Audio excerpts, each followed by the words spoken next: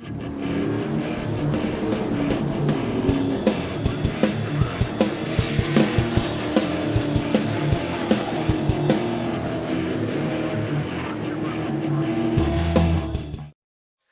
evening, ladies and gentlemen, and welcome to the Motordrome Speedway. This evening, we present the NASCAR Whelen All-American Series, 5 divisions of racing action, and welcome our good friends from the Pittsburgh Circle Track Club for their annual visit to our speedway.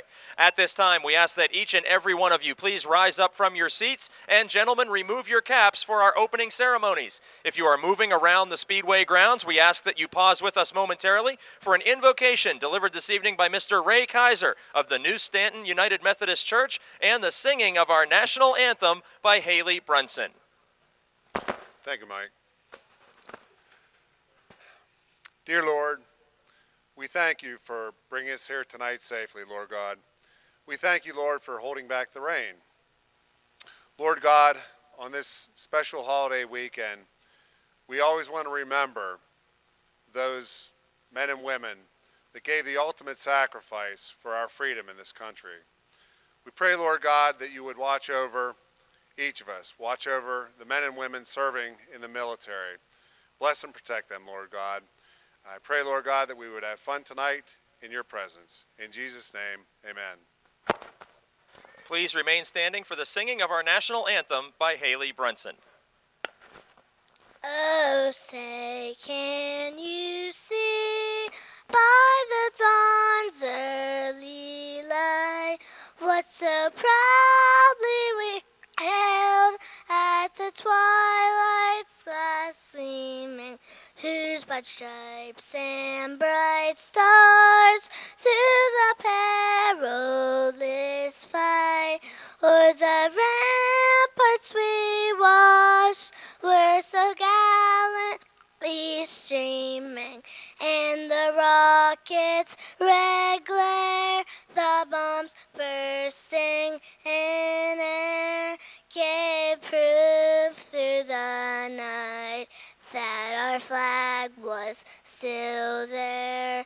Oh, say does that star-spangled banner yet wave o'er the lands of the free and the home of the brave? 34, Aaron Minjock, also a winner. 03, Terry Schwartz, 8 laps for the Napa Auto Parts Street Stocks, and the green flag is out.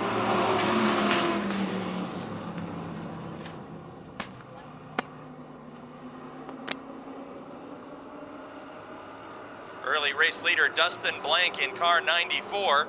74 of Holder falls into second. Look at Aiello, the 00 car, the rookie and winner in third spot, gaining on the veteran.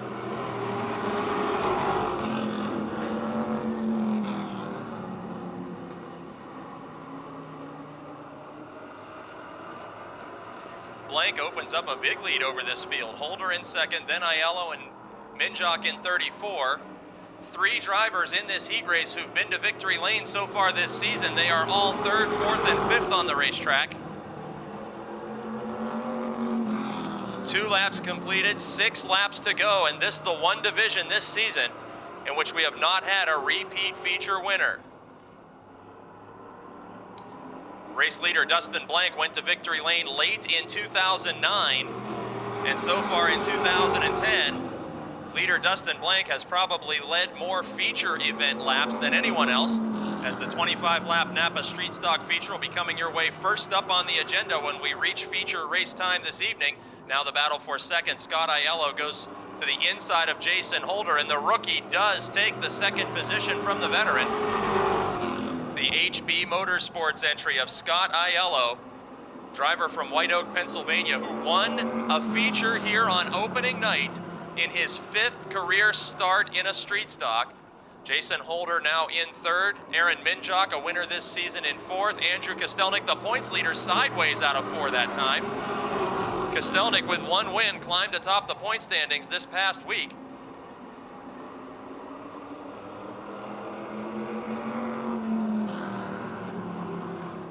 At the scoring line this time, we will see the signal of 2 laps to go for leader Dustin Blank.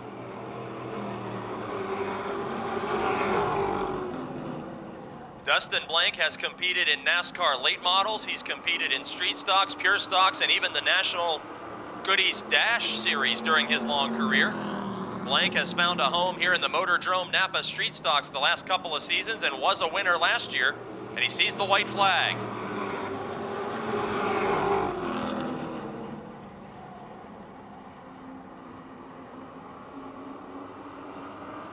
Final time around, the veteran driver and feature winner, the DeWitt Enterprises Transportation Chevrolet Monte Carlo number 94, Dustin Blank takes the checkered flag over Scott Aiello, Jason Holder, Aaron Minjock, Andrew Kostelnik. Coulter, Pennsylvania, winner this season, and 23 is rookie Tom Durdovich. Green flag is out, 8 laps the distance. Heat race number 2 for the Napa Auto Parts Street Stocks. And the 2 most senior drivers in this field are running 1 and 2. Tom Knight Sr. and Bill Ashton at the front of this field. Matt Sever gets some contact there from the 0 of Dink Carla Russo.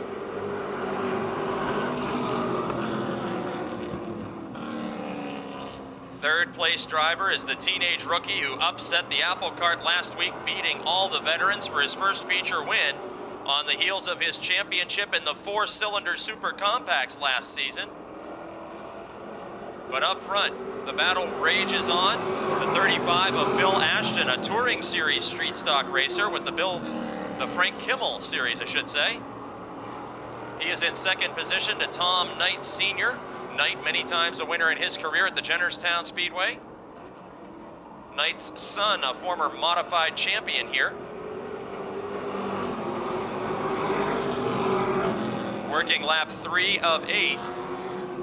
And it is clearly experience over youth as Tom Knight Sr. and Bill Ashton stretch out their advantage over last week's winner, high school senior Matt Sever.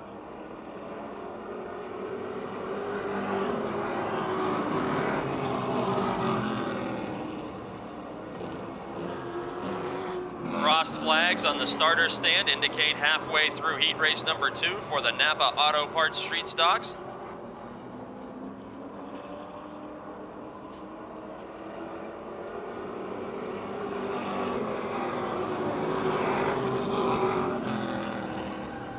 And trouble for Teddy Gabala. He's dropping pieces and smoke into turn number 1. Tough break for the driver, 4th in the championship point standings. Teddy Gabala was a feature winner about 3 weeks ago as one of the youngest drivers in this field.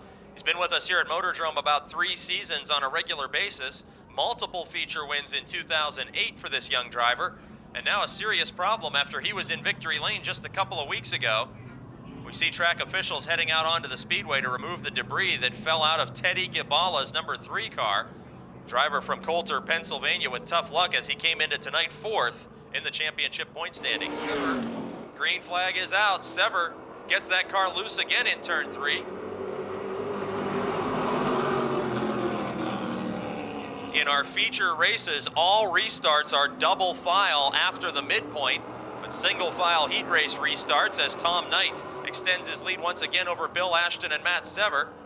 Dink Carla Russo in 4th.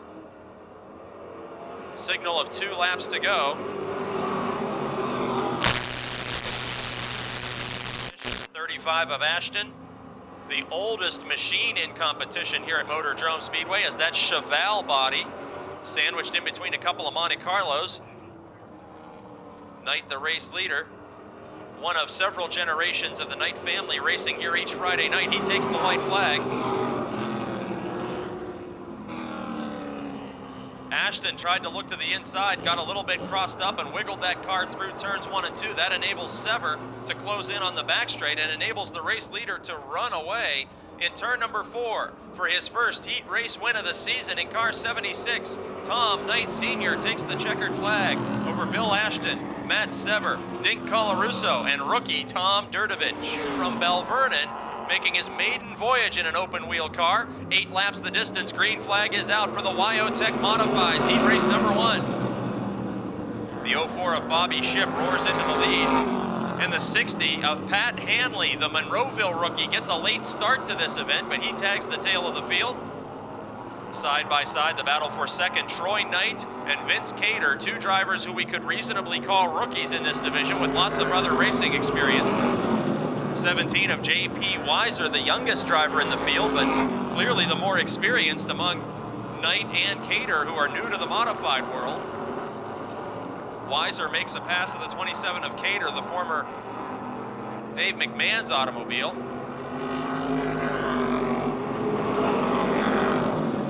While Bobby Shipp runs away with the lead, the battle for second includes young J.P. Weiser in car 17 and the 71 of Super Compact Division graduate Troy Knight.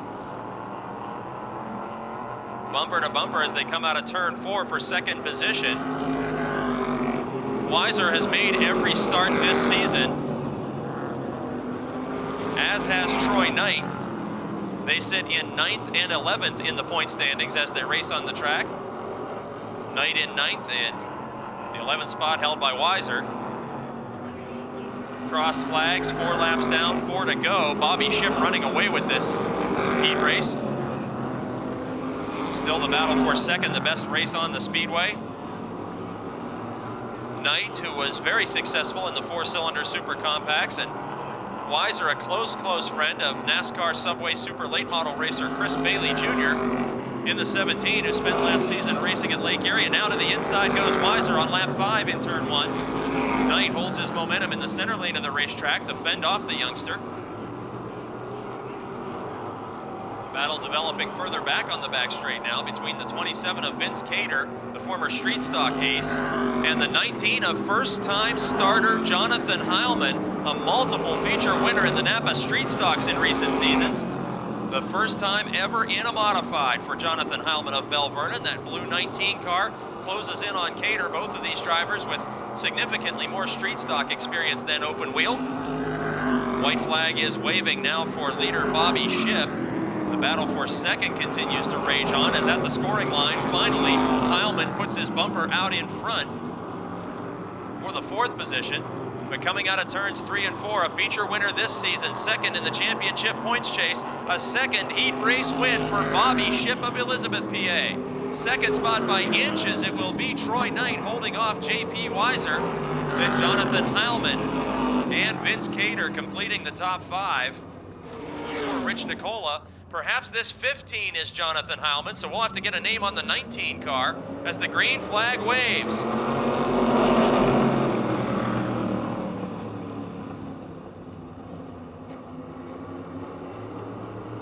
Side by side, down the back straight, Adam Kostelnik, 6-time champion on the outside with his new 00 ride. 96 of Lonnie Hoffman to the inside, the opening night feature winner. Wheel to wheel at the scoring line, but officially it will be Hoffman leading lap 1 by inches. They nearly lock wheels there in turn 2, side by side behind them. It's Gary Scott and Chris Brink finally breaking free of that battle. The points leader now in 3rd. And Hoffman clears Kostelnik by a full car length here on lap 2. Lonnie Hoffman from right here in Smithton, Pennsylvania, the hometown hero, a street stock graduate leading this event over Adam Kostelnik. Kostelnik, the 6-time champion who parted ways with the Viglione racing team at the conclusion of last season. Then Chris Brink in 3. Chris Brink, the only 2-time consecutive winner in the modified division in 2010. So Jonathan Heilman is now on the speedway in the 15 car, and we'll have to find a name for you, that 19 car that just completed Heat 1, as we are halfway through Heat Race number 2 for the Wyotech Modifieds. Chris Brink in 3rd, Adam Kostelnik in 2nd, Lonnie Hoffman running away with the lead, Gary Scott in car 16. He's in 4th spot with Brian Shipp in 5th. Oh, we got a spin and hard contact. Rich Nicola had something break on the race car, and he made a ton of an impact there in turn 4. A scary hit with the outside wall as something broke on the 34 machine, and he went driver's side first into the turn 4 wall. Lonnie Hoffman brings him back into turn 4. Green flag is out. Wyotech Modifieds back to full speed.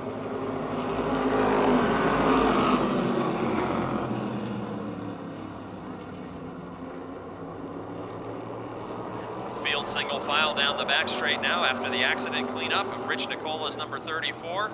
Challenge for second develops now. Adam Kostelnik in the 0, looking for his first feature win of 2010 with the new HB Motorsports team.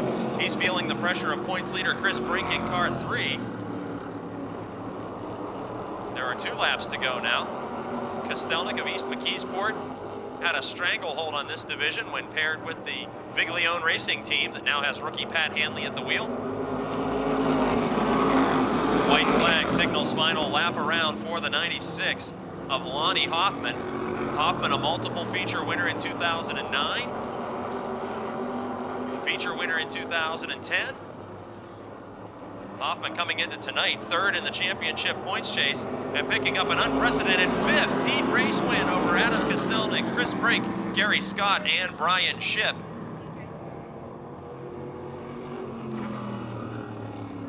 Subway Super Late Models. Todd Price and Mark Poole, both winners this season, on the front row, take the green flag for 10 laps, and we're up to full speed.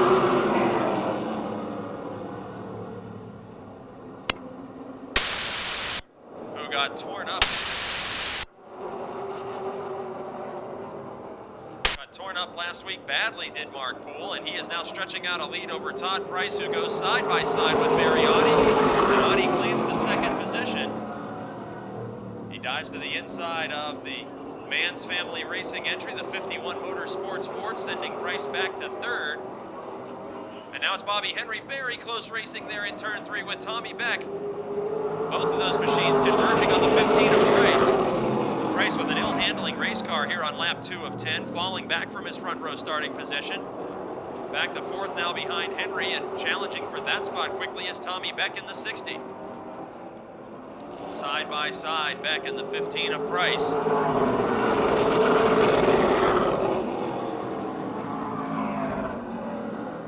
And Beck steals the spot away on lap 3 of 10.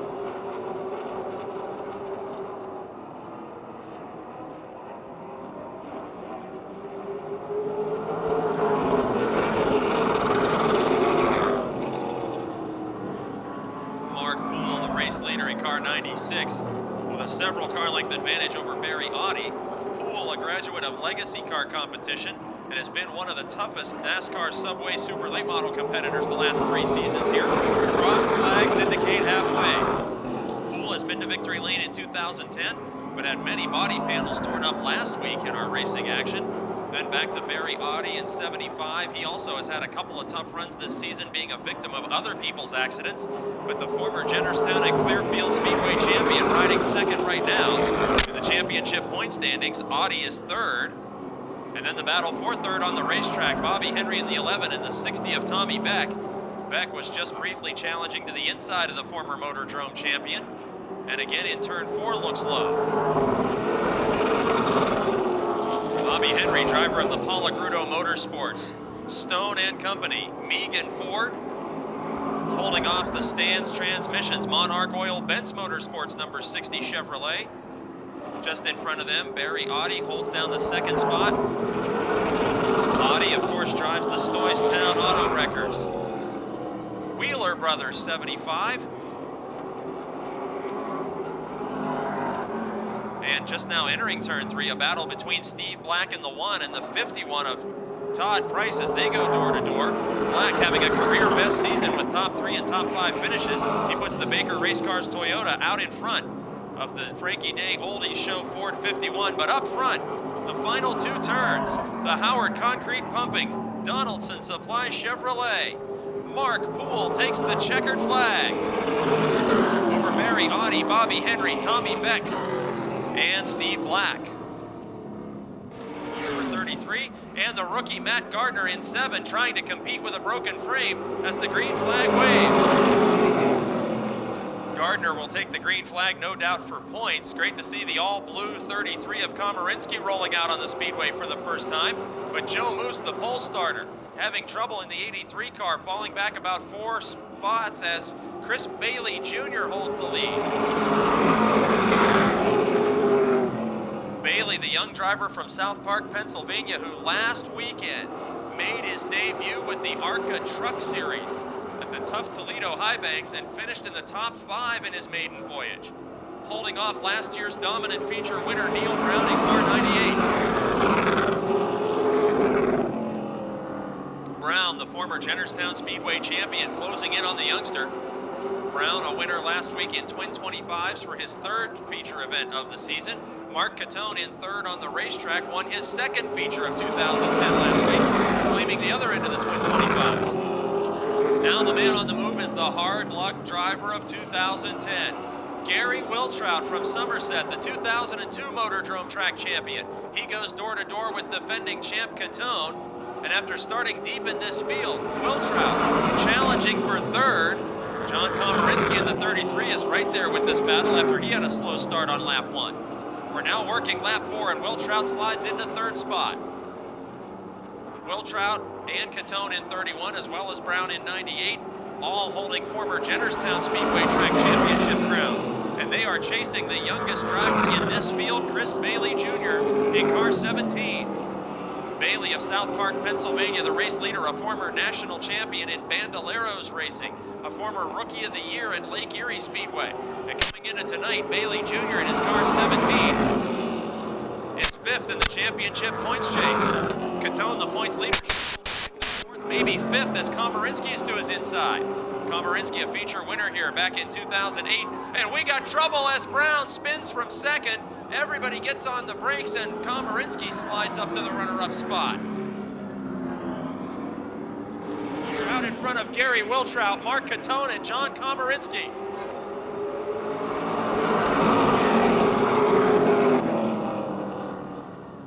The youngster holding off the former track champion of Motordrome, the former track champion of Jennerstown. Can the former Lake Erie Rookie of the Year bring home a heat race checkered flag? Wiltrout has had so many tough luck breaks this season so far, and it's Bailey by a fender on lap 7 officially scored as the leader.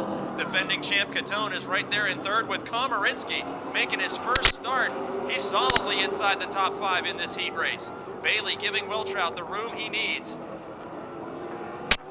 So far this season, neither of the drivers at the front of this field have won a heat race. They make light contact going into turn number 1, 2 laps. Komarinsky attempting a pass of Catone as 4 cars are racing under a blanket. Now Wiltrout takes the lead as the white flag is waving. Palagrudo Motorsports suffering tough times in 2010 with bad luck not of their own making. Mark Catone grabs the second spot from Bailey, but finally, the Stone & Company, Scottdale Lumber, Megan Ford of Gary Wiltrout will take the checkered flag for his first heat race win of the season over Mark Catone, John Komarinsky, Chris Bailey Jr., and Neil Brown.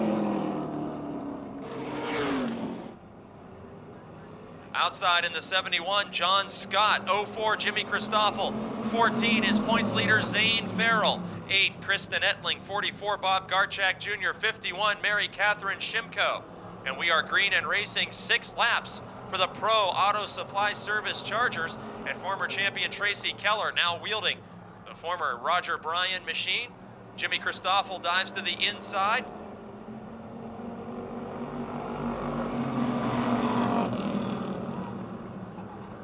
Jimmy Christoffel roars into the lead in car 04. Christoffel has been fast all season long and had some tough breaks.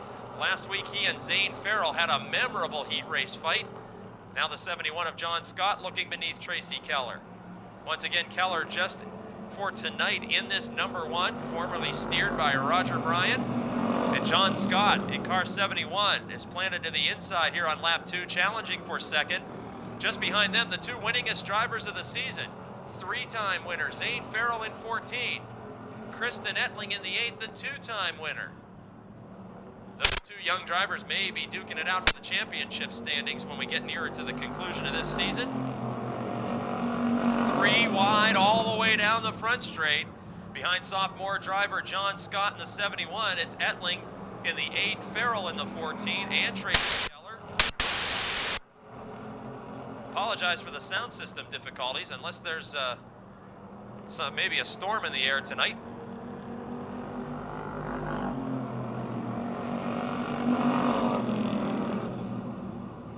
Jimmy Christoffel with a huge lead over this field in the battle between the 71 of Scott and the 8 of Ettling.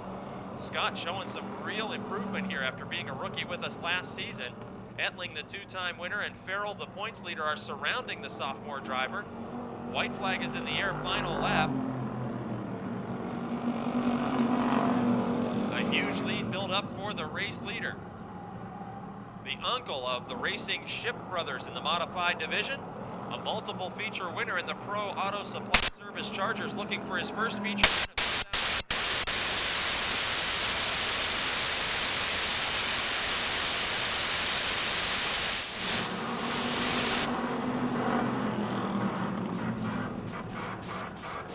Distance, Denny Keller in.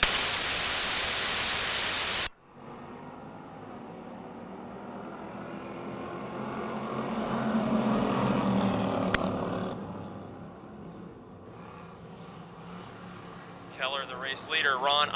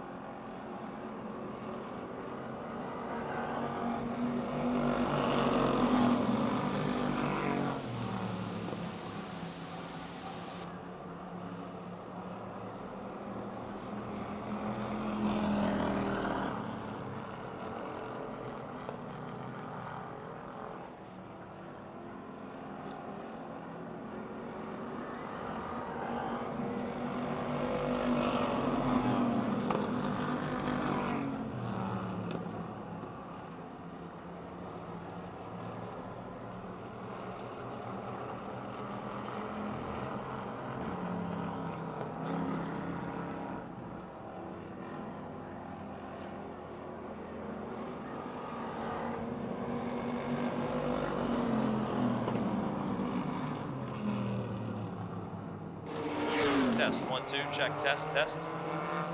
Super Compact, sponsored by Coca-Cola, now trackside.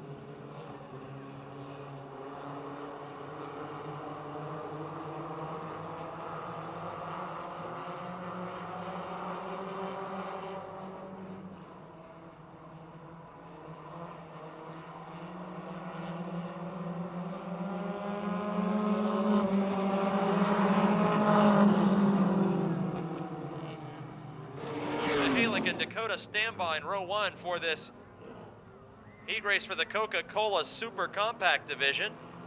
Green is out. Well, in the back straight, Ashton's car looked like a 21 to me, but clearly it is 24, and he is making his first start. He's in 3rd spot right now. June Mihalik in the DeWitt Enterprises Dodge Daytona out in front. Then Dakota Stambaugh getting ready to trade paint. Oh, look at Kyle Komarinsky storming back up through the field. Hey, we're 3 wide. Oh boy, that was close. We almost made it 3 wide there as Komarinsky's Beretta now changes lanes and dips to the inside of Dakota Stambaugh's number 9. Sean Rich in the 46 is right there. Challenge for the lead. June Mihalik held the top position, and now the 24 of William Ashton takes over the point position.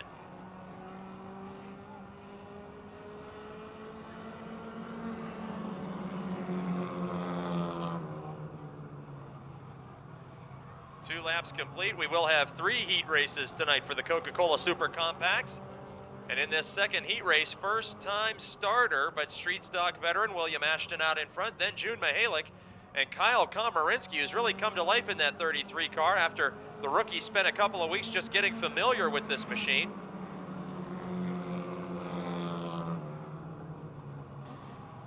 Three laps down, 3 laps to go for the Coca-Cola Super Compacts, the entry level of competition in the NASCAR Whelen All-American Series. 4-cylinder, front-wheel drive, street passenger cars, modified only for safety and competing on street tires.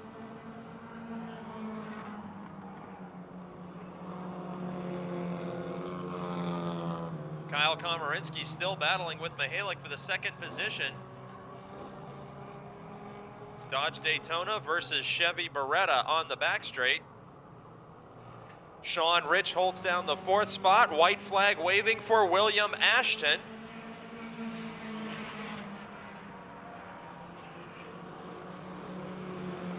Final lap around for a driver in his first start. What are the odds your first start will result in a checkered flag the first time you take to the speedway? The son of a street stock veteran. In car number 21, Will Ashton takes the checkered flag. Battle for 2nd heads down the front straight. June Mihalik in 38 will hang on to it over Kyle Komarinsky. 46 of Sean Rich and the 9 of Dakota Stambaugh completing the top 5. 18 car is driven by Rich Copen, the rookie. Jessica Knight in 76, and the 39 car is another rookie, Brian Knoll. Grubbs in car 62, not driving like a rookie as he sets out with the early race lead after picking up a heat win earlier this season. Here comes Kevin the Caveman Keffer in car 14. He moves around Mike George in 25, and Jessica Knight right there in 3rd spot now. 2 female drivers in this heat race.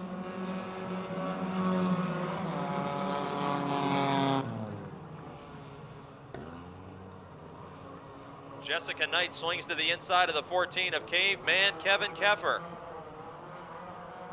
Side by side, not quite side by side. Keffer outbreaks the young lady into turn 3, hangs on to the 2nd spot by more than a car length. Mike George in 25 going side by side with Mary Catherine Shimko.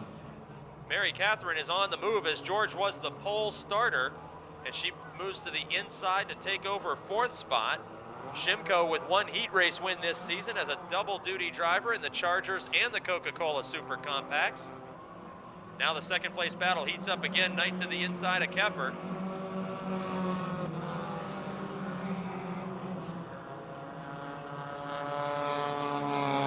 As usual, we have 3 members of the Knight family in competition in various divisions, and Jessica takes over 2nd spot here on lap 3 of the 6-lap heat race for the Coca-Cola Super Compacts.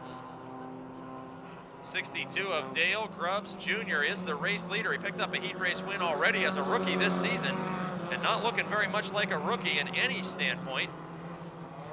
He is 7th in the championship point standings among a collection of veteran drivers. Grubbs with a huge lead over Knight. This time around, the white flag will be waving. We invite all you race fans to visit our website, Motordrome.com, download a set of rules for the Super Compact Division, and And you can move from the grandstands to the Speedway at an affordable cost with a hobby race car and test the waters of the NASCAR All-American Series. And for the second time as a rookie driver in the Coca-Cola Super Compacts, coming out of turn 4, Dale Grubbs Jr. gets the heat race win. Coming home in second, it's Jessica Knight. In third, Kevin Keffer. In fourth, Mary Catherine Shimko. And fifth, Mike George.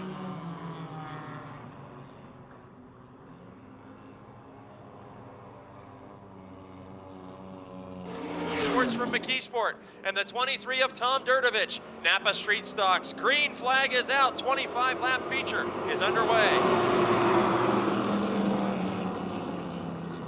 Lots of racing experience in row number 1 as Tom Knight Sr. takes the lead from Bill Ashton in second spot. Then third place, Aaron Minjock. Fourth, Matt Sever in the 83, both winners this year. Dink Carla Russo in the 0, squeezing beneath Sever. That's the battle for fourth position here on lap 1. Carla Russo, the defending champion and dominant winner of 2009. Yet to take a checkered flag in car 0 in 2010. He slides into fourth spot. Now heat race winner Dustin Blank nearly makes contact with the 83 of Matt Sever as they go side by side in turn 4.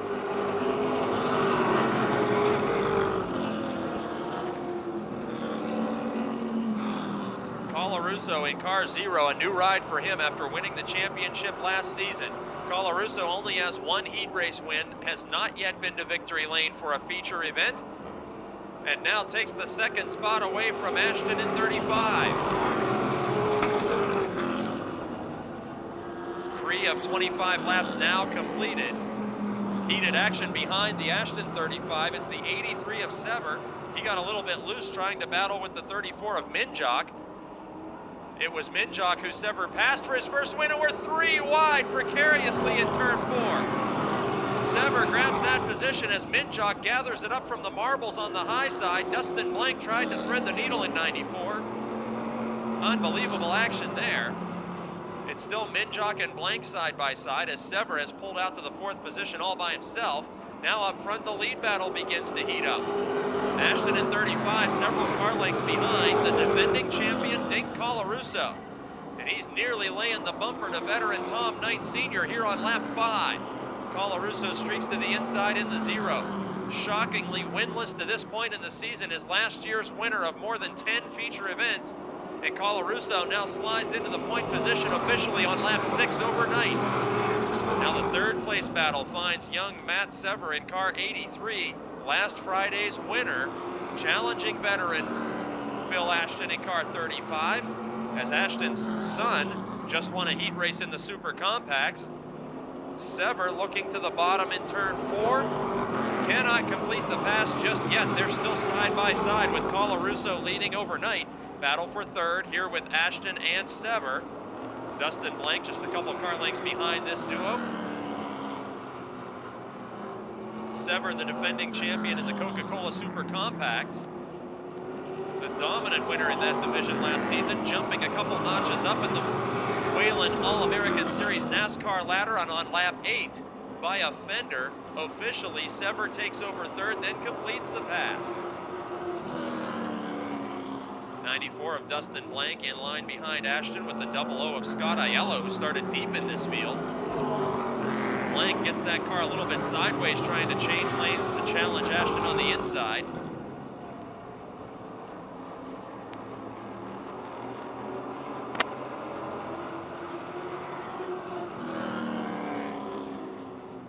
Leader Dink Carla Russo approaching the slower machine of Terry Schwartz on the front straight. He's got a pretty good lead interval here on lap 10, but he's also got a very loose handling race car. He puts Schwartz a lap down. Tom Knight Sr. still several car lengths back, but maybe gaining as we watch the Ashton and Blank battle, which now includes the 00 of Scott Aiello. Aiello to the outside of Blank. Aiello now making about his 10th career start in the division. He's already got a win. That was in his 5th start on opening night.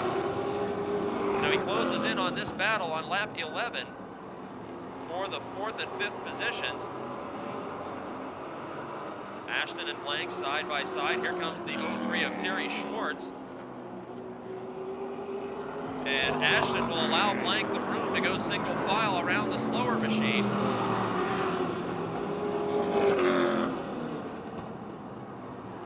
Aaron Minjock in 34 now, also a part of this 4-car freight train, moving around the outside of rookie Schwartz, who has just moved up out of the super compact division.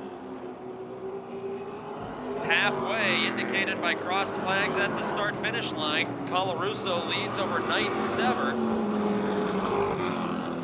Then it's Blank, Ashton, Aiello, and Minjock. Been watching these guys for a while, as that's some pretty close racing action. Aiello looking to the inside, can't pull off a pass. Now headed into turn 1, Matt Sever has gained on Tom Knight Sr. for the 2nd position in a big way. Entering the back straight, the youngster diving to the inside after his big feature win a week ago. Can Matt Sever pull off a 2nd consecutive win? He's challenging for 2nd right now under the 76 of Tom Knight.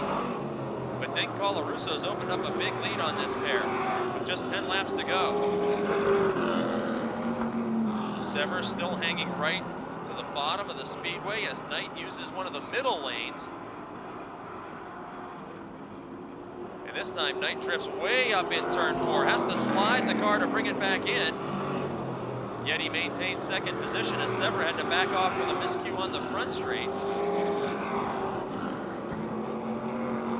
That just about ensures that without a caution flag, Dink Carla Russo is going to cruise to his first win of the season here as Knight and Sever continue to battle. Action behind this duo has settled down. Working lap 17 of 25 with the defending champion out in front and Tom Knight Sr. The 2 drivers on the opposite ends of the age spectrum in the Napa Street Stocks are bumper to bumper in a fight for 2nd position. Both cars seem to slide their way through turn 4 each lap, and now the Tom Durdovich 23 car stands in the way of this side-by-side battle. The rookie Durdovich with a former AK chassis machine, holding his line to allow the 2nd and 3rd place drivers to pass by.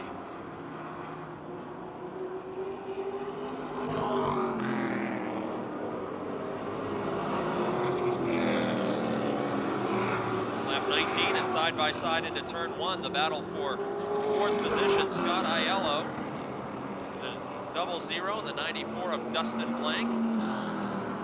And we got a problem. The battle for 2nd place. Sparks are shooting out of the Matt Sever 83 as he dropped the frame rail onto the curb. Incredible action. Sever had at least one wheel in the grass, and he was swapping paint with Tom Knight Sr. here with 5 laps to go. Aiello has now cleared Blank and pulled away. And this battle for 2nd had 2 drivers sideways in turn 3 and a shower of sparks on the racetrack, as Dink Carla Russo's race lead is now a full straightaway over this heated contest for 2nd.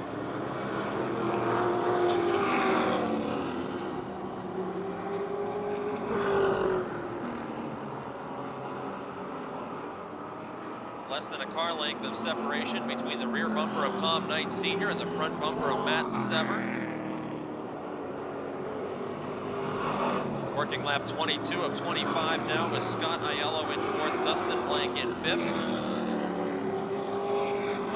Sever getting an education from the veteran. This time around, the 2 lap to go signal given to Dink Carla Russo way out, and Knight nearly loses the car in turn 4. He has to use the middle of the front straight after he gathers it back in. They still avoid contact, and he still hangs on to 2nd position. Sever with a run possibly to the inside now in turn 3. White flag is being displayed for the leader. Let's see one more time through turn 4. Both those cars lose handling, but Knight maintains position and headed onto the back straight out of turn number 2. Last year's Napa Street Stock Track champion, last year's dominant winner in the division. In his own new ride, the Pontiac Grand Prix number 0 of Dink Carla Russo taking a first checkered flag of 2010. Here comes the battle to the line for 2nd spot. I can't call that one. We'll wait for official word from the scorers. We know Scott Aiello finishes 4th and Dustin Blank finishes 5th. All right, Dink Carla Russo, come on over here. Subway gift certificate for you. You're a pretty excited guy right now. I'm going to let you catch your breath while I ask you the first question, which is, you're a defending track champion. You were in victory lane almost every week last season. Here we are, what is this, almost June? Tell us about this new ride and some of the struggles you've had with it since opening night. Well, it's a new old ride. It's my old straight stock, the original one we started with. We got all them Jennerstown records in it, and it never performed well down here. And we were just being stubborn to bring it back out to prove a point we could get it to win. This is number 50 for me in my career, and we really worked hard. She just didn't want to give that 50th win up. Now, last season you were in the AK chassis car, and I know you're still tight with those guys down there in the pits. Did you get any help from your former teammates in trying to get this thing hooked up? Yeah, Adams brought a lot of parts out. He was out last night because he needed some springs for his modified I had. I needed a couple of rear springs for this he had. So there's a lot of that running back and forth from Greensburg to McKeesport every week. And how about a chance to thank all your sponsors and crew for this 50th career victory?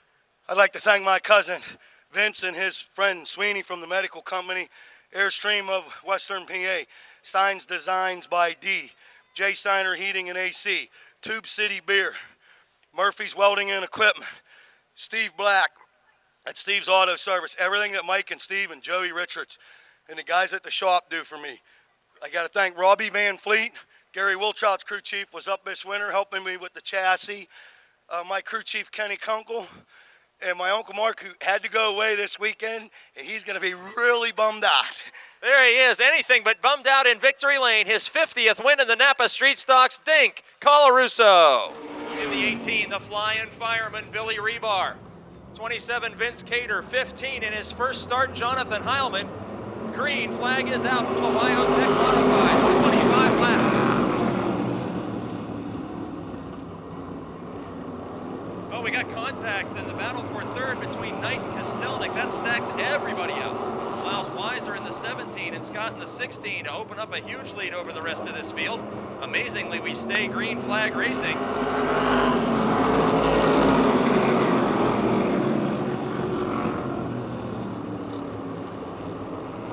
Up front, the 16 of Gary Scott, the 17 of J.P. Weiser.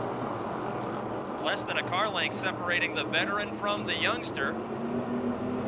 And a problem for last week's feature winner, Chris Brink, slowing dramatically in car 3.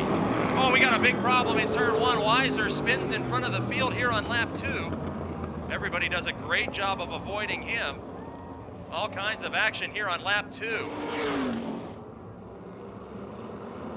Green flag is back out. 2 of 25 laps completed. Gary Scott, the race leader, over Adam Kostelnik, Brian Shipp, and Lonnie Hoffman. In 5th, it's Troy Knight looking for a career first win, but he's going to have to deal with Bobby Shipp in the 04, who restarts from 6th position.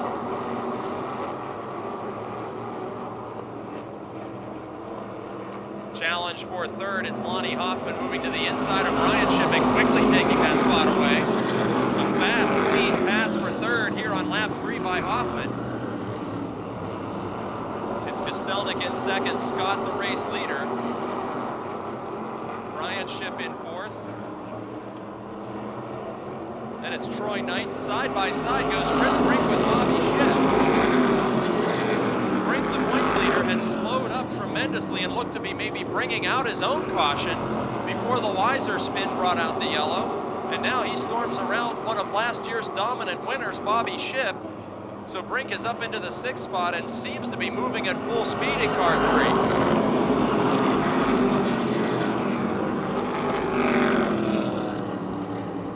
3. Gary Scott, the race leader in 16, feeling the pressure of defending champion Adam Kostelnik. Kostelnik yet to find victory lane this season after posting double-digit wins each of the last 4 consecutive years. He's a 6-time modified champion, but now driving the HB Motorsports 00 car. This is the first time Kostelnik is using the spec engine after he drove for Viglione with an open motor configuration for all those years. And Gary Scott in the J-Yard chassis 16, putting 3 or 4 car lengths between himself and Kostelnik. Lonnie Hoffman now nipping at Kostelnik's heels from the 3rd position.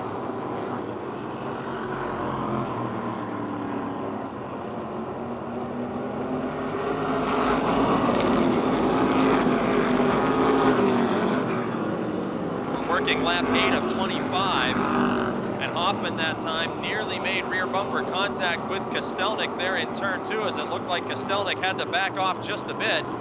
Kostelnik not as quick going into the turns as Hoffman, but seems to be accelerating out just as well as the 96 car.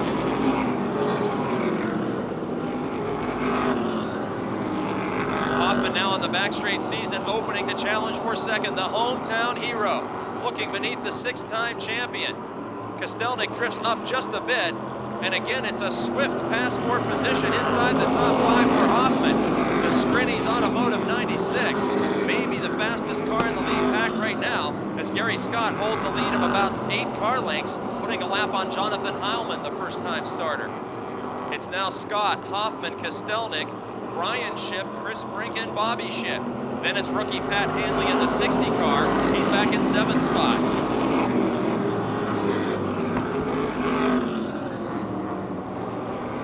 Brian Shipp in car 40 closing in on the Kostelnik 00 car as they hit into turn number 3.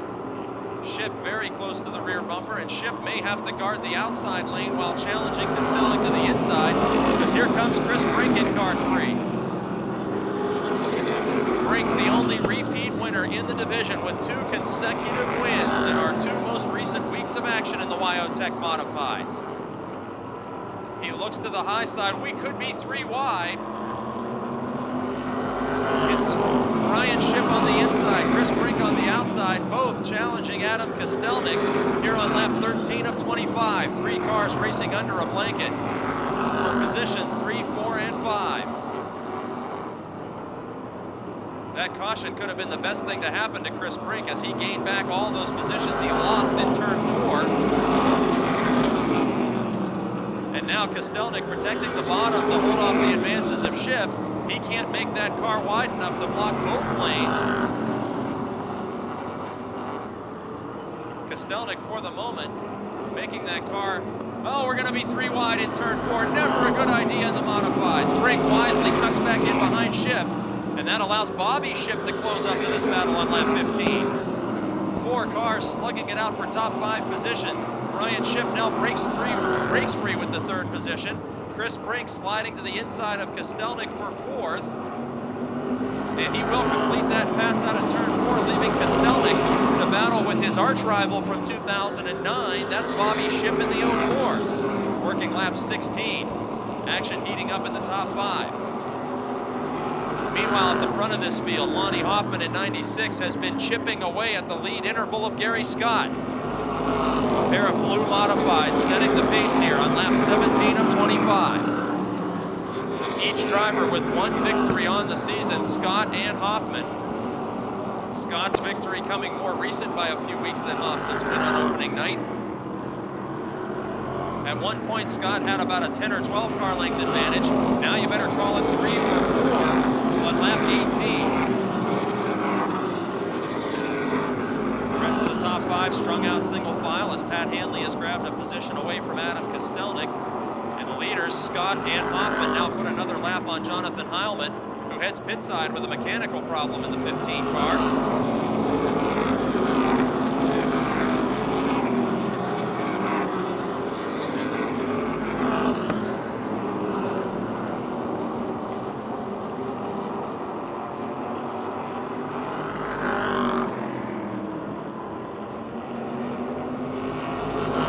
Scott now maybe pulling away just a bit from Hoffman. At least it seems so each lap on the front straight. Hoffman is able to gain back a little bit around different parts of this racetrack, but Scott very strong out of turn 4 each lap. And now, with less than 5 laps remaining, it seems that the lead interval is holding even for the veteran out front. Gary Scott, a former dirt track modified racer and former go-kart competitor, who switched over to the pavement and became one of the leading winners in this division throughout the late 1990s. Lonnie Hoffman, a former dirt track and paved track street stock competitor, who made the move to the open wheel cars just a few years ago. On lap 22, it appears that Chris Brink has gained significant ground on the 40 of Brian Shipp. They will be battling for 3rd position if Brink continues his march forward, and he does in turn 3, coming right up to the rear bumper of Shipp. 2 laps laps to go as they are fighting for third position.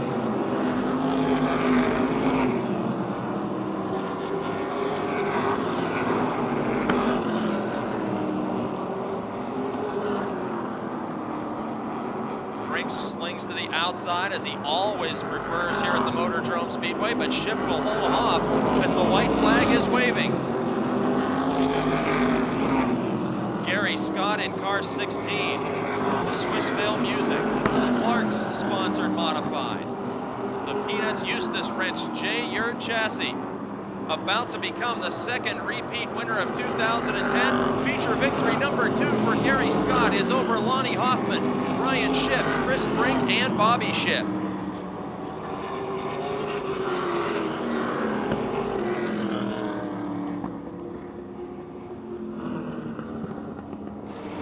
Well, Gary, of all nights to win, I know you have a lot of friends in the Pittsburgh Circle Track Club, and those folks are out here in force to join us tonight. Let's talk a little bit about this race car. Your crew chief, a legendary driver back in the old Heidelberg days. Let's first acknowledge him and talk a little bit about this ride and why it became so fast in 2010.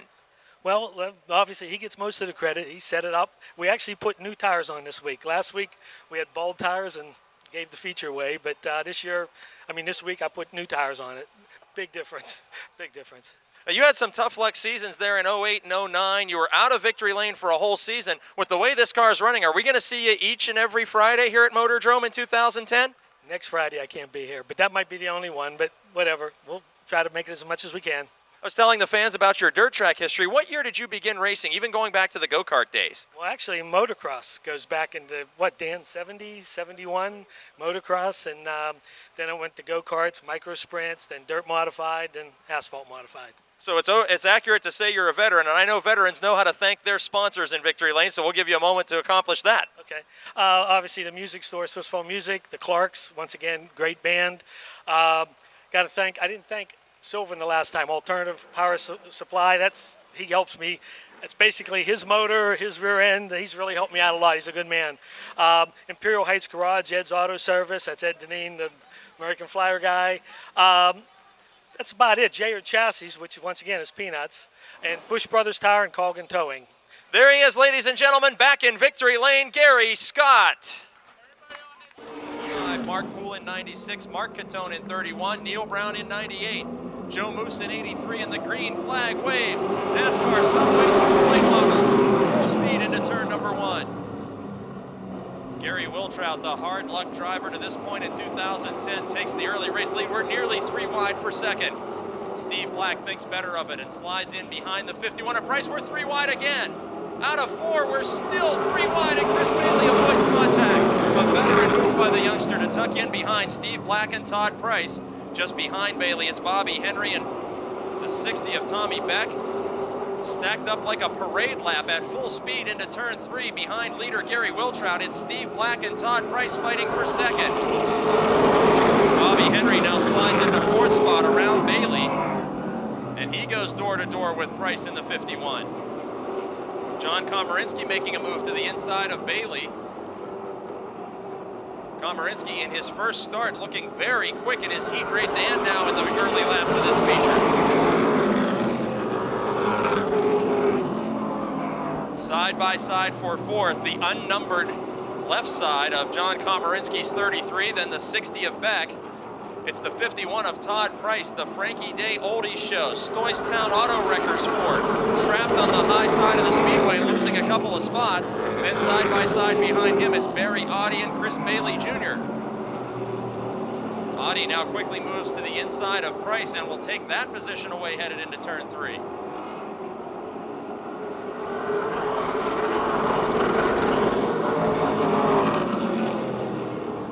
Mark Poole to the inside of Chris Bailey. And last week's twin feature winners, Mark Catone and Neil Brown, joining this battle. Poole, meanwhile, streaks away from the 17 of Bailey Jr. and simultaneously takes a spot away from Price.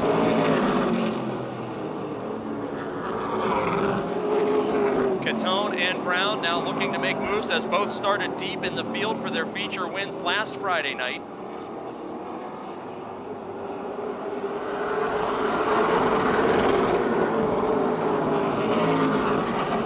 takes the spot away. Now Bailey beneath the 51 of Price. And Todd Price having difficulty early on in this feature event after being lightning fast the first 3 or 4 weeks of competition this season. Meanwhile, up front here on lap 8, Gary Wiltrout, the Palagrudo Motorsports entry. Sponsored by Scottdale Lumber, Stone and Company. His Megan Ford number 95 was torn up badly last week in a couple of different crashes, not of his own fault. He continues to lead over the 1 of Steve Black. The 11 of Bobby Henry now side by side for 4th. It's Tommy Beck, the Subway Challenge driver of the night, looking to the inside of veteran John Komarinsky. Both these drivers have been to victory lane at Motordrome Speedway, but both on a long winless streak at the moment. Komarinsky, the former Pro Stock Division champion here at Motordrome, the longtime veteran. And Tommy Beck, who has won both modified and super late model special events here. They are side by side as the challenge for 2nd develops. Bobby Henry noses his way beneath the 1 of Steve Black. They are racing very close together in turns 1 and 2. Nearly trading paint, the Toyota of Black on the outside. Black sponsored by Baker Race Cars with several top 5 and top 3 finishes early in this season, looking for his first win. He cannot fend off the 2007 track champion, however. Bobby Henry takes his Stone and Company Scottdale Lumber Megan Ford into 2nd, with the Palagrudo team now having a stranglehold on the top 2 positions. Tommy Beck now looks way down to the inside beneath Steve Black. He dropped 2 wheels on the apron in car number 60, trying to win a 6-inch meatball sub for every fan in the house tonight. It's lap 13 and Beck using the lowest lane of the speedway. Marching forward in the Stans transmission service, Monarch Oil Chevrolet. Pinning Steve Black's Toyota to the high side with John Komarinsky just behind them. Lap 14, race leader now moving around the 28 of Dave Wiltsey. Bobby Henry, the leader's teammate, does appear to be closing in gradually as that Palagrudo team now sweeping the top 2 spots with Tommy Beck distancing himself quickly from that battle for 4th. It's John Komarinsky who quickly made a pass of Steve Black, who got pinned outside as drivers are trying to move around the Dave Wiltsey 28. Black now lost 2 more positions as a result of that lap traffic.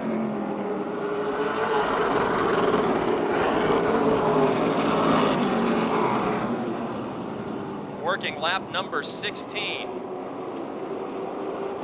At the front of this field, Gary Wiltrout with now only about a 4-car length advantage over his teammate Bobby Henry. Henry would be a close 2nd in the balloting to the hard luck driver Gary Wiltrout, as both cars, owned by Richard and Joan Palagrudo this season, have been knocked around on the racetrack by incidents not of their own making. Tommy Beck now in the Bob Benz-owned Chevrolet number 60, closing in on the 4 teammates as they put a lap on the Matt Gardner number 7, a car that came into tonight with serious mechanical problems.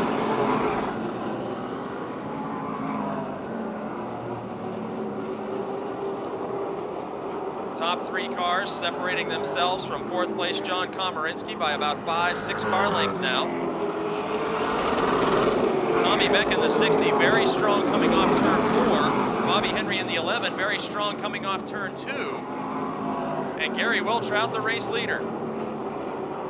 Wiltrout in 1st and Beck in 3rd, former Jennerstown Speedway track champions. Henry sandwiched in the middle, the former Motordrome track champion. And on lap 20, a lead battle will begin between the teammates down the back straight. Lap car of Joe Moose looms in turn 3. Leaders go single file and tuck in behind the 83. Wiltrout's trying to pick a lane, and Moose nearly moved up in front of the leader. Now Moose allows the lead battle to pass by. Bobby Henry gaining ground still on his teammate. Tommy Beck falling about 3 or 4 car lengths back now.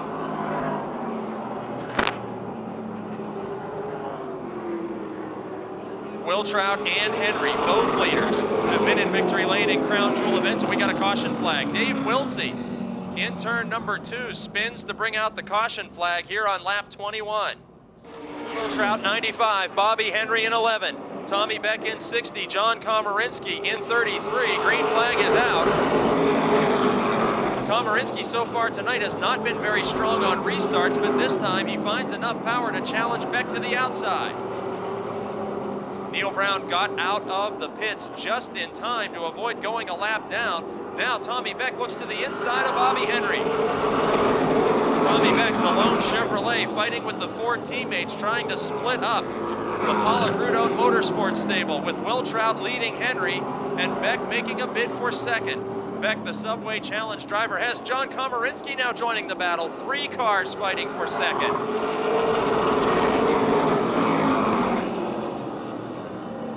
Approaching the midpoint of this event, Gary Wiltrout opens up his biggest lead in recent memory because of the duel between Beck and Henry, which is now won by Tommy Beck in turn 3. In one inside move, Beck becomes the runner-up. It's now Wiltrout, Beck, Henry, and Komarinsky making contact. 2 longtime veterans get together. Komarinsky backs off and allows Henry to regather the 11 car. And now a fight for the lead out of turn 4. 2 former Jennerstown Speedway champions.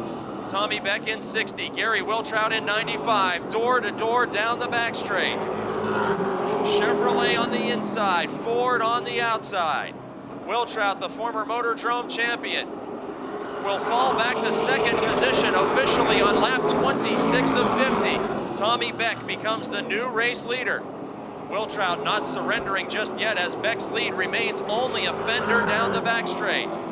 Into turn 3, Beck not yet able to clear the former Motordrome champion. And on lap 27, they are still duking it out door to door. Amazingly, although they're running side by side, they are outdistancing Henry in third and the rest of this field. Neil Brown's car looms in front as he came out of the pits. A brief stop on pit lane.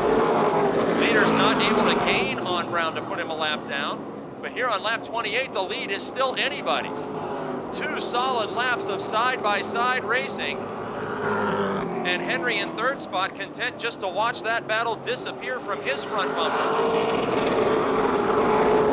Wiltrout not surrendering the lead entirely on lap 29, though it has been Beck now 3 times, officially inching to the scoring line ahead of the 95.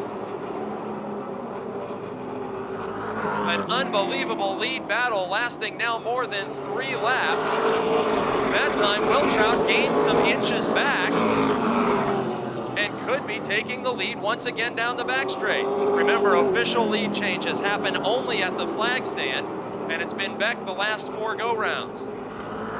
And Neil Brown heads back to the pits one more time as last week's winner, and Gary Wiltrout retakes the lead on lap 31. He had a bumper across the line ahead of Beck and now pulls out to a car length advantage once again. On the restart, Tommy Beck faster on cold tires, and now heating up the rubber, Gary Wiltrout goes back to the point position. The thrilling battle now comes to an end with Bobby Henry in third, John Komarinsky in fourth, and the new man on the move is Mark Poole. Mark Poole has passed several cars to reel in John Komarinsky. They go side by side out of turn 4, and quickly Poole darts into the 4th position. John Komarinsky now feels the pressure of Barry Audi, and Komarinsky slows with a problem. Audi will launch into the top 5, and in turn 4, the lead battle heats up once again. Approaching the Joe Moose 83, Beck took another inside dart at Wiltrout's 95. This time, Henry might be gaining on the 2 leaders. Komarinsky heads pit side, now out of this event. The 28 of Wiltsey, the 7 of Gardner, the 33 of Komarinsky, and the 98 of Brown.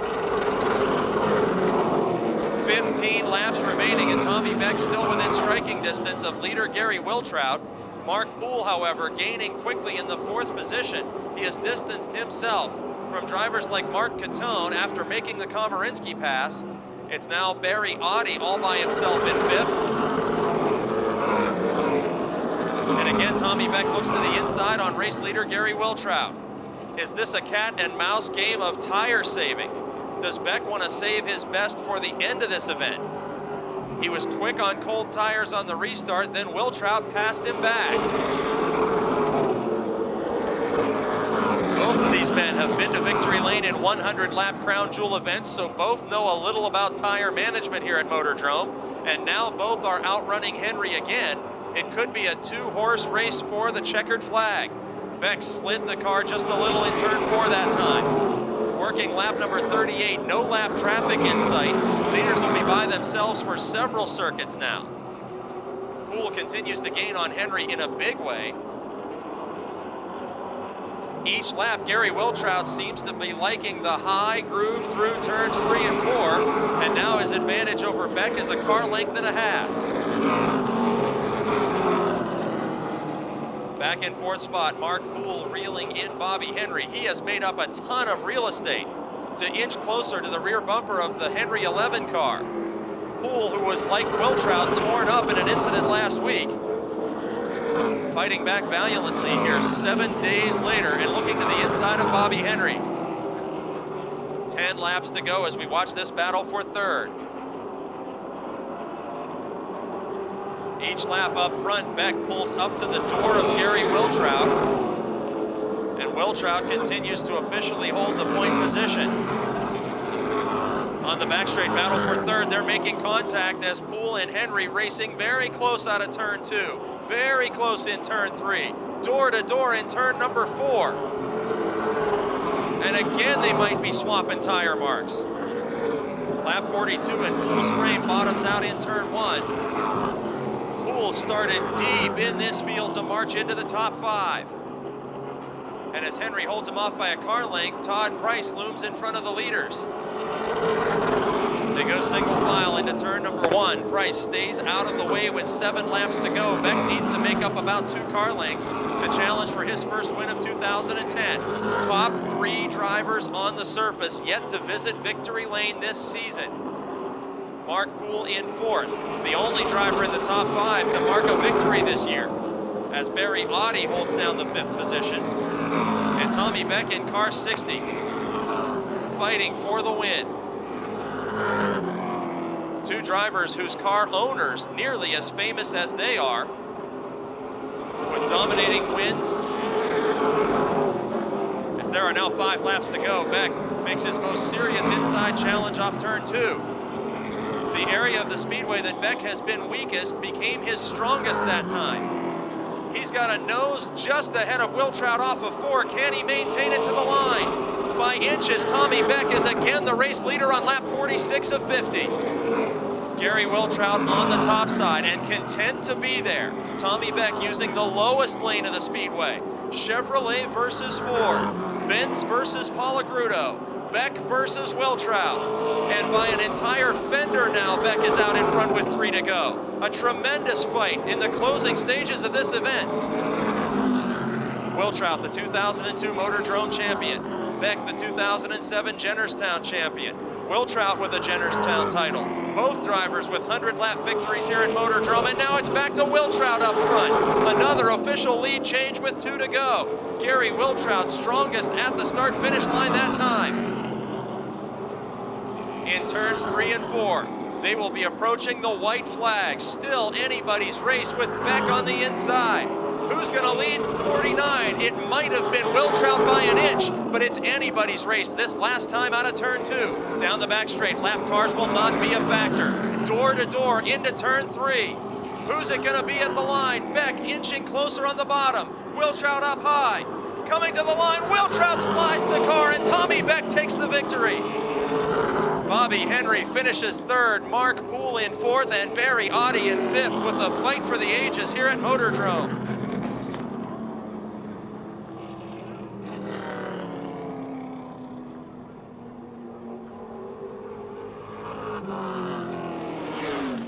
Well, Tommy Beck, like all feature winners at Motordrome, you get a Subway gift certificate, and something you might not know, you just won a free 6-inch meatball sub for everybody in the house. Coming from a fat guy, I hope everybody else is happy about that. So, All right, let's talk about this race. Now, you've been fast a couple times this season, but this car tonight looked absolutely perfect, and guess what? Another car was too. Let's talk about that battle.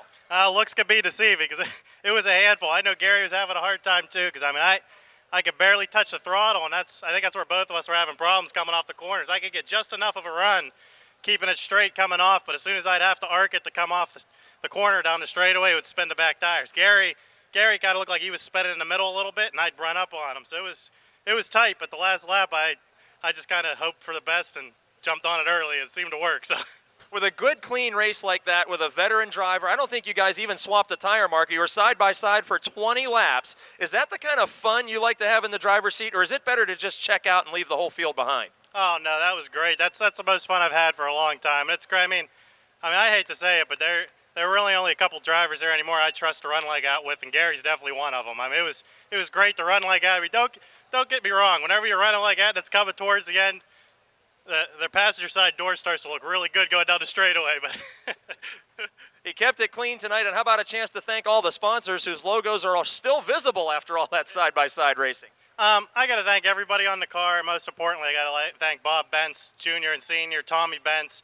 I mean, the other Bob, my mom and dad. I mean, everybody that's on the crew. I mean, if there's anybody I forgot, I'm sorry. I mean, these guys work hard in the car.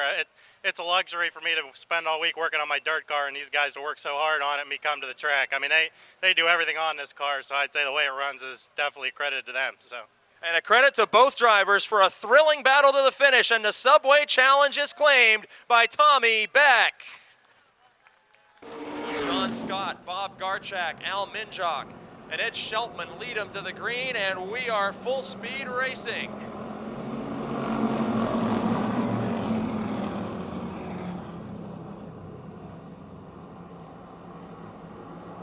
71 of Scott leading some 3 wide action. Holy cow, we got 3 wide all over the speedway. And we got a bad crash there in turn number 2 as the 40 of Stuyvesant got turned head on into the wall. Didn't see the incident happen. There was all kind of 3 wide action back there, so I'm not surprised there was an incident. But the 40 of Stuyvesant needing some assistance there. Waiting for the scream. Then the 48 of Ed McConnell, green flag is back out.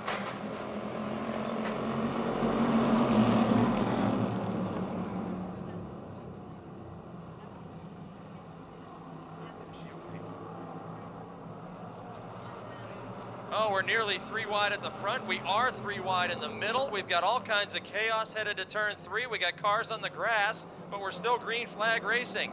Jimmy Christoffel dipped 2 wheels below the pavement. He loses a couple of spots, but the green stays out, and John Scott will lead a chaotic lap number 1. Al Minjock moves into second. Now we're 3 wide for third. Keller in the middle, Garchak up high, and getting into the outside wall. 20 of Sheltman looking to challenge Keller for third position.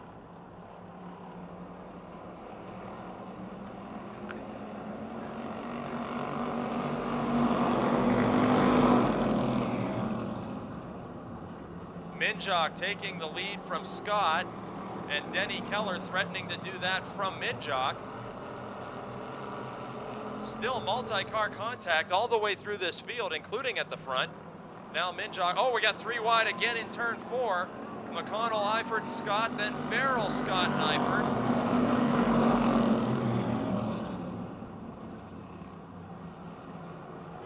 Playing bumper cars there at the back of the field. Kristen Ettling dives beneath Scott. And after leading a couple laps of this event, John Scott's almost back to the tail. Up front, it's Al Minjock in car 41. New Malibu ride for him this season. Denny Keller challenging for the top spot, then Ed Sheltman. Keller has been to victory lane before, although not this season. Minjock, Sheltman, and McConnell behind him looking for their first wins, and a miscue sends McConnell hard into the inside wall. Sheltman comes back up across the track, but oh, Tracy Keller gets into him. We're still not done with this one. Hard impact for Ed McConnell at the bottom of the back straight just below the Motordrome sign. Al Minjock slowed. He slowed to gather up that race car, and when he did, chaos broke loose behind him. Tracy Keller in the borrowed Roger Bryan car makes some contact with Ed Sheltman after Sheltman spun, but the biggest hit of this impact was Ed McConnell in car 48. Sheltman heads to the pits. Minjock, Denny Keller, Zane Farrell, Jimmy Christoffel. Green flag is out.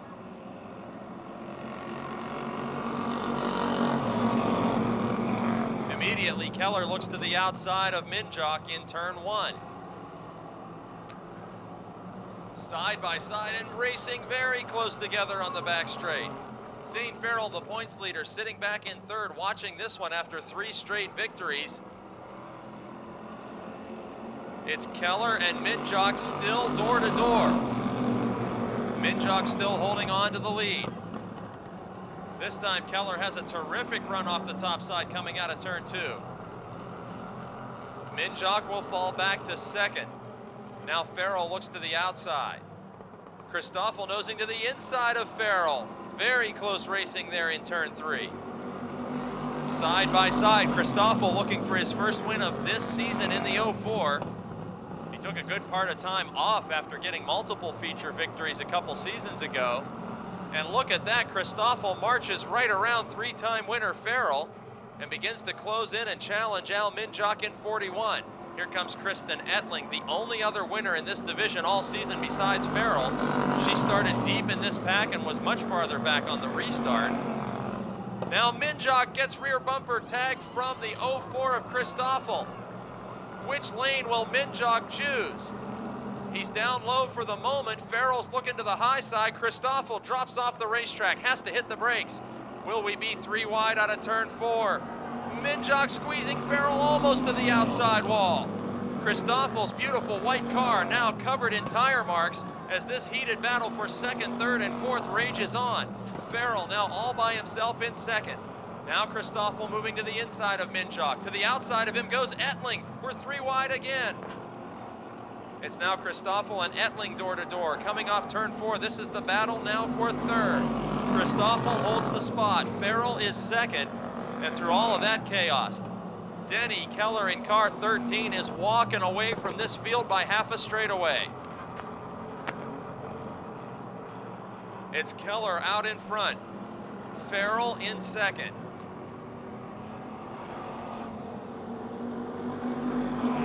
Jimmy Christoffel and Kristen Ettling,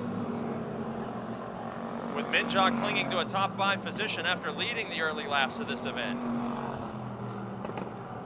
And a spin, Minjock from a top 5 spot goes around on the back straight. He's got it righted again. Pulls out and the green flag stays out. We're working lap 11, so there's 4 to go. No caution for Minjock. He does all of us a great service, keeping this program moving.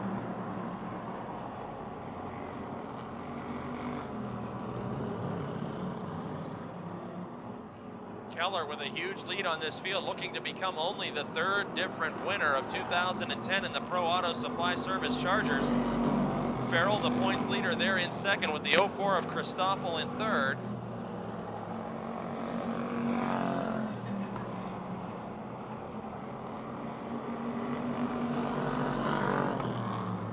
This time around, car 13 begins to work lap 13 with the 2 lap to go signal. The Denora, Pennsylvania veteran holding a huge lead over Farrell and Christoffel. Ron Eifert, the third, is very slow on the back straight. If he brings out a caution, that could bring a whole new dynamic to this event. Now Eifert gets the car back up to somewhat full speed as he is just in front of the leader. The white flag signals final lap. The veteran campaigner, one of 3 racing Kellers to make his mark in this division. After an early season victory in 2009 and a stellar season through the first half of 09, coming out of turns 3 and 4 to be the first victory of 2010 for Denora's Denny Keller, who takes the checkered flag over Zane Farrell, Jimmy Christoffel, Kristen Ettling, and an excellent top 5 run for Bob Garchak Jr. of Pittsburgh.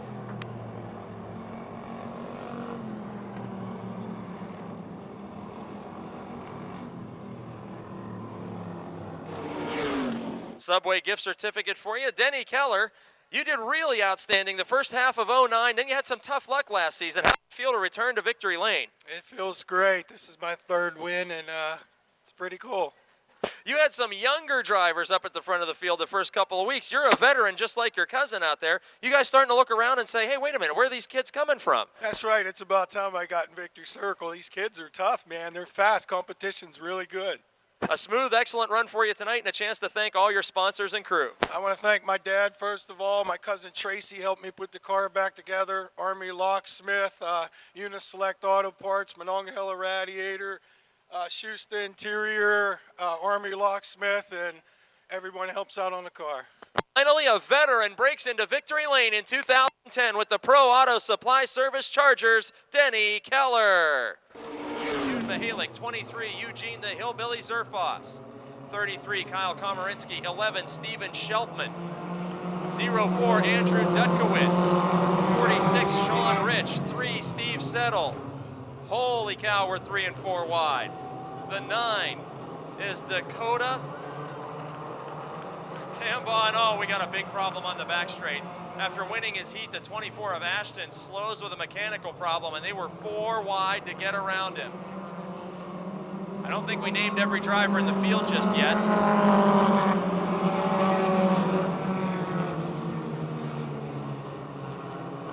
The 22 car is rookie John Simsek, and the 19 is Crystal Aller. As a problem for Mary Catherine Shimko, she had a great starting spot tonight. There was some contact made, and that car is already slow.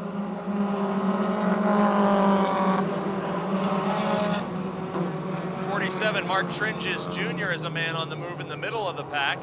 Now I think we've named everybody in the field. Up front, Paul Koffler Jr., one of 3 Koffler generations racing at Motordrome on a semi-regular basis, as his father has been out a few times this season. As Paul Koffler Jr. leads the field, guess who's second? Paul Koffler the third. Father and son, first and second on the scoreboard here on lap number 3. The 48 of Koffler the third, the 05 of Koffler Jr. out in front. Andrew Dutkowitz hoping to change that and split up the family affair at the head of this pack. And Dutkowitz will do that officially at the scoring line by a fender on lap 4. He is the runner-up and then spins, and then gathers it back up. He had that thing all kinds of sideways in turn 1, but he's still the second place driver, splitting the Kofflers apart on the racing surface. 4th, it's Jessica Knight. 5th, it's Hillbilly Zerfoss. Look at Dutkowitz in the 04. He's a competitor at the Farmington dirt track, just like Koffler, who's a champion of that facility. And Dutkowitz makes a dive-bombing pass for the lead, then promptly outruns Koffler, who was a winner here last season. Crystal Aller, the 19 car, going a lap down.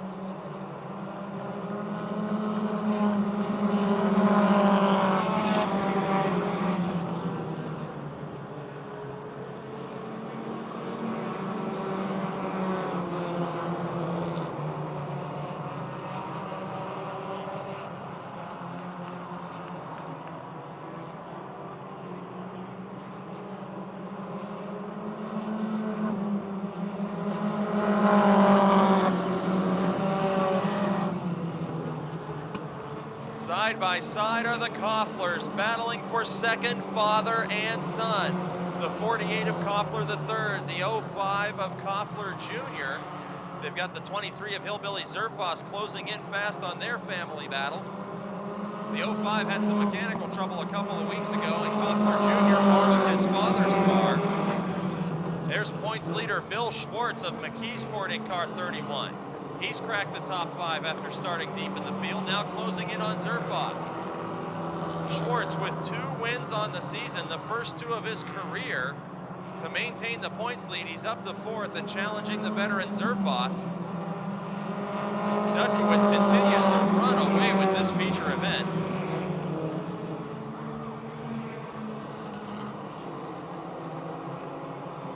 '23 of Zerfoss and 31 of Schwartz going door to door behind Koffler. They are fighting for 3rd. And just behind them now a heated battle for what would be the 5th position. Mark Tringes Jr., the recent first-time feature winner, knocking doors with the 05 of Koffler. They made some contact on the front straight. The youngster will take the spot away in turn 2. Now back up to that battle for 2nd. Schwartz in the 31. Weaving to the outside of Koffler III after fending off Zerfoss's advance. They're side by side out of 4th. 4. We're working now lap 11 of 15. And two-time winner Schwartz is into the runner-up spot. Schwartz, the son of street stock racer Terry Schwartz. And Tringes is off the pace in turn 2. In fact, slowing to the point he may not be able to get off the racetrack. And Tringes safely heads to the pits. So we begin to work lap number 12. Dudkowitz with a huge lead as Schwartz puts a lap on the green 19 of Crystal Aller.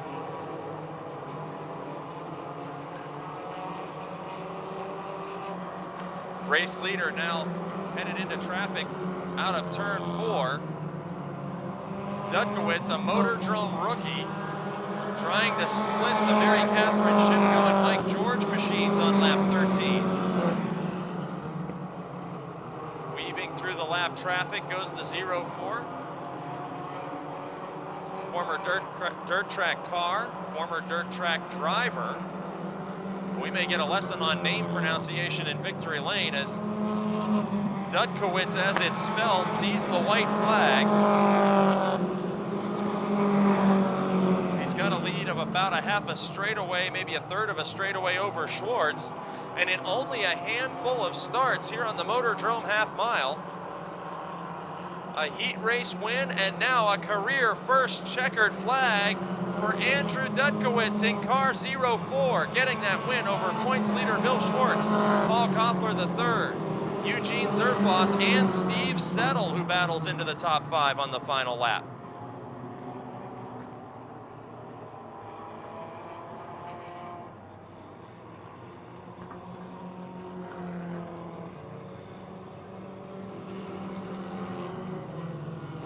Congratulate, a Subway gift certificate for you. First question I got to ask you. There's a terrible misspelling on my paperwork upstairs. Will you say your last name for me? Dukavich. Dukavich, because I have Dudkowitz on my papers upstairs with YCZ. Hey, congratulations. Let's talk about your career. You were a dirt track racer, is that correct? Yes. At the Farmington Speedway? Yeah. And how'd you do over there? I got a couple championships, a lot of first places, V6 class. So that's how you know that there Koffler fellow, huh? Yeah. Now, do you still compete over there on the dirt track as well as here? No. So this is your first season at Motordrome. How many pavement starts have you made? This is like my 4th time. I did 2 Enduros. One Enduro last year at Crasherama. Then come with a car this year every Friday night. And how about a chance to thank the sponsors and crew that have made you a rookie winner? Just Frank D's Used Auto, my girlfriend Nikki Byers, and without the Koffler family, I couldn't even be here. There he is, ladies and gentlemen. First time in Victory Lane, Andrew Dukavich.